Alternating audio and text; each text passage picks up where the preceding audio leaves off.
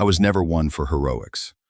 Out here in New Mexico, 1883, a man like me, Cole Ramsey, a rancher with more scars than dreams, keeps his head down and his cattle moving.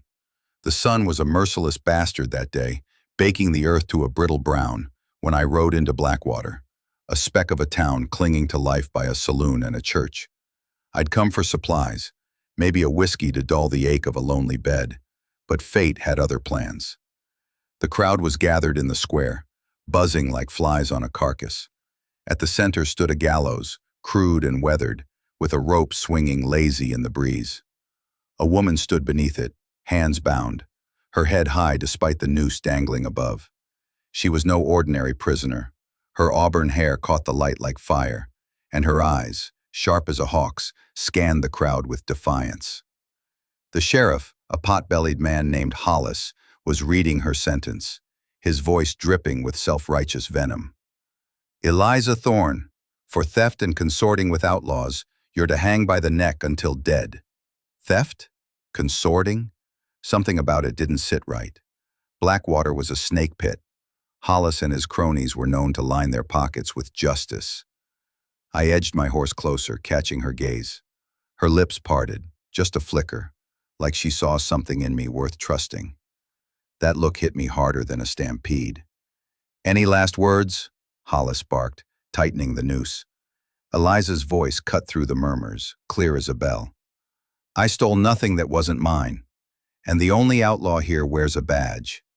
The crowd gasped, some jeering, others muttering agreement. Hollis's face turned red and he signaled the hangman. My hand was on my revolver before I could think. "Hold it!" I called, loud enough to stop the executioner cold. The square went quiet, all eyes on me. "What proof you got, Sheriff? Or is this just another show for your saloon buddies?" Hollis sneered. "Stay out of this, Ramsey. She's a thief, caught with stolen gold from the McCrae gang." "Show me the gold," I pressed, dismounting. My boots kicked up dust as I strode forward, heart pounding. I wasn't sure why I was risking my neck. Maybe it was her defiance. Or maybe it was the ghost of my sister, Mary, who'd been wronged by men like Hollis years back. Eliza's eyes locked on mine, a mix of fear and hope.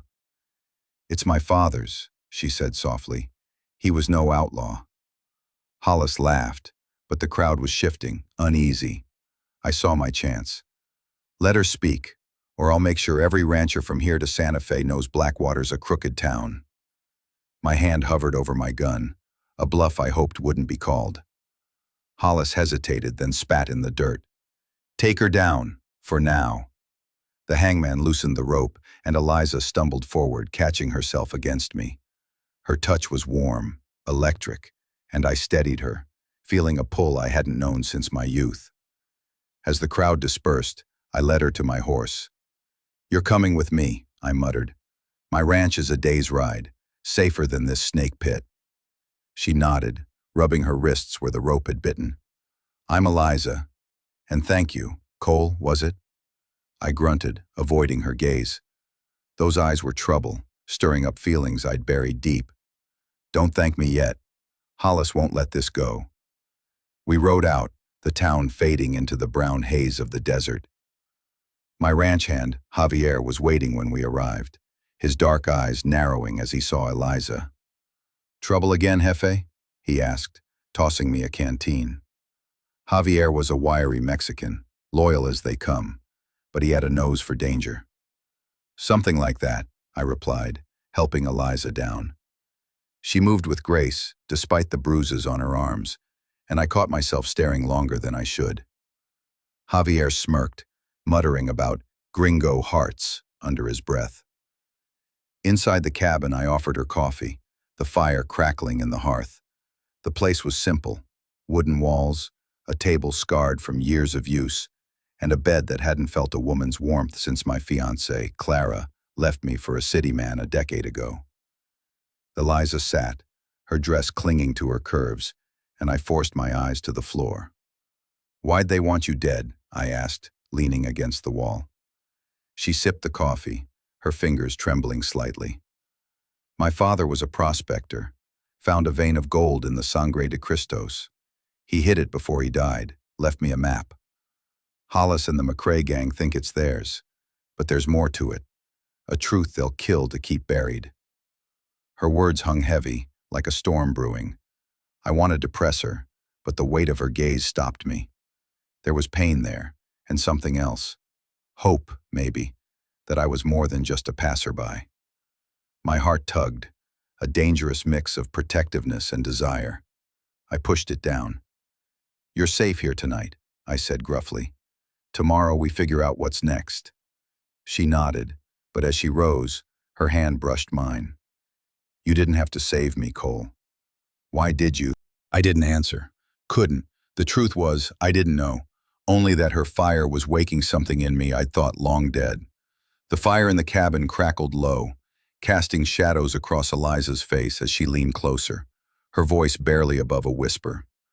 "The map's more than gold, Cole," she said, her green eyes locking onto mine. "It's a truth they'll kill to bury." My heart thudded, not just from her words, but from the heat of her nearness, a pull I hadn't felt since Clara walked out 10 years ago. I wanted to ask more, to unravel her secrets, but Javier's warning echoed in my mind. Trouble was coming, and it rode fast. Outside, the desert wind howled, carrying the scent of danger. I looked at Eliza, her defiance a spark in the dark, and knew one thing for certain. Saving her was just the beginning. "Don't ride away yet, partner. What's the deadly truth Eliza's hiding? And can Cole protect her from the outlaws closing in?"